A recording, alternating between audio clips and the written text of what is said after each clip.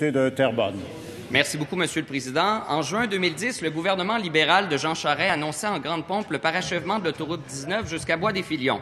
Selon l'échéancier original, le projet devait être complété en 2015. Il aura fallu attendre 2013 et l'arrivée du gouvernement du Parti québécois, Monsieur le Président, pour que l'envoi du projet soit réellement donné. Depuis, rien, absolument rien. Les villes de Boisbriand, Bois-des-Filions, Terrebonne, Laval, Rosemère, Blainville, Lorraine sont larguées par le gouvernement libéral. Les citoyens sont tellement démunis, Monsieur le Président, qu'ils en sont réduits maintenant à faire une pétition à la Chambre des communes pour se faire entendre. Ça fait plus de 40 ans que les citoyens de la Couronne-Nord de Montréal attendent l'arrivée de ce projet. Le ministre des Transports peut-il prendre ses responsabilités? Écouter les citoyens de la Rive-Nord et enfin venir donner la première pelletée de terre au projet de parachèvement de l'autoroute 19. Nous, à l'opposition, on est prêt à lui fournir l'appel. Est-ce que le gouvernement est prêt à nous fournir le ministre, Monsieur le Président?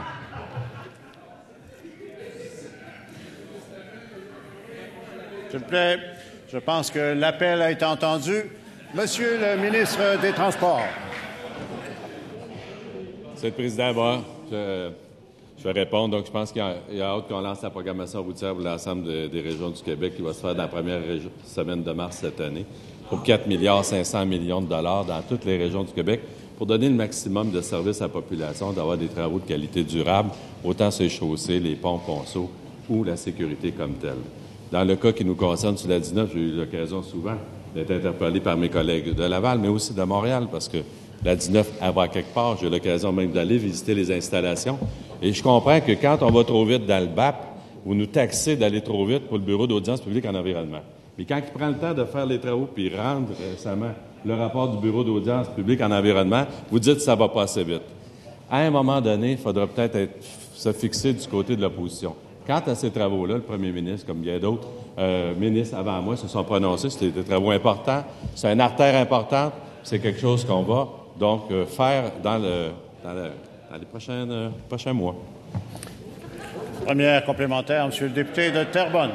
Merci, Monsieur le Président. Et je comprends que le ministre est bien conscient que, oui, l'opposition est intéressée à ce projet, mais qu'également des gens de son gouvernement le sont tout autant. Le député de Chemédé, le député de Vimont, la députée de Fabre sont très attentives également au développement de ce projet. J'entends que le ministre va nous donner des réponses positives au cours des prochains mois. Je sais qu'il est conscient de l'énorme circulation routière qui traîne sur ce tronçon. Est-ce qu'il peut prendre l'engagement aujourd'hui de façon formelle de nous confirmer que dans le prochain budget qui s'en vient dans quelques mois, il a dit, ou dans quelques semaines, je ne sais plus, qu'il y sera?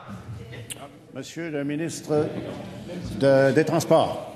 Je suis content qu'après une première intervention, je l'ai déjà convaincu qu'on va le faire. Donc, évidemment, il y avait le dépôt de la motion aujourd'hui dans le but qu'on se prononce dans le budget. Évidemment, là, ce petit piège de l'Assemblée nationale-là, on le connaît tous, des petits trucs, d'essayer de dire que dans le prochain budget, vous allez annoncer à 19.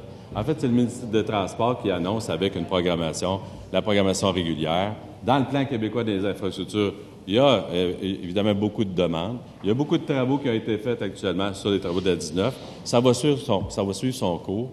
Et puis, je comprends que vous allez être là pour la pelletée de terre. Moi aussi, j'en ai des pelles. Deuxième complémentaire, Monsieur le député de Terrebonne.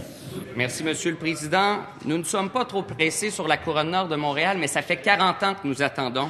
Le ministre a-t-il pensé au nombre d'heures perdues par nos concitoyens dans la circulation à chaque jour, du temps de moins que ça représente pour passer avec leur famille, du stress que ça occasionne à tous les jours, de la qualité de vie qui est diminuée pour la part de nos concitoyens chez nous? Le ministre est-il conscient de cela? Si oui, est-ce qu'il peut prendre l'engagement devant nous aujourd'hui que dans le prochain budget qui va être déposé dans quelques semaines, l'autoroute 19 y sera? C'est une promesse électorale. Monsieur le ministre des Transports. Alors, je comprends qu'il y a vraiment hâte d'y aller. Honnêtement, Monsieur le Président. On va le faire correctement avec mes collègues, avec la population. Pour la population, ça fait peut-être 40 ans que ça attend, mais bon, ça va connaître son dénouement correctement. Et puis, Monsieur le Président, c'est pour l'ensemble des régions du Québec. Je tiens à le mentionner, il y a beaucoup d'appétit dans ce temps-ci pour les travaux sur l'ensemble des routes, des autoroutes et pour le service à la clientèle. On annoncera prochainement, pour la première fois, donc dès le début mars, l'ensemble des travaux du Québec. Pour les programmes d'infrastructure, ça va suivre son temps. On vient de recevoir le Bureau d'audience publique en environnement qui a fait des recommandations. Si je le faisais de façon précipitée, vous me taxeriez d'aller trop vite. Alors, on va y aller correctement, selon les modalités prévues. Merci.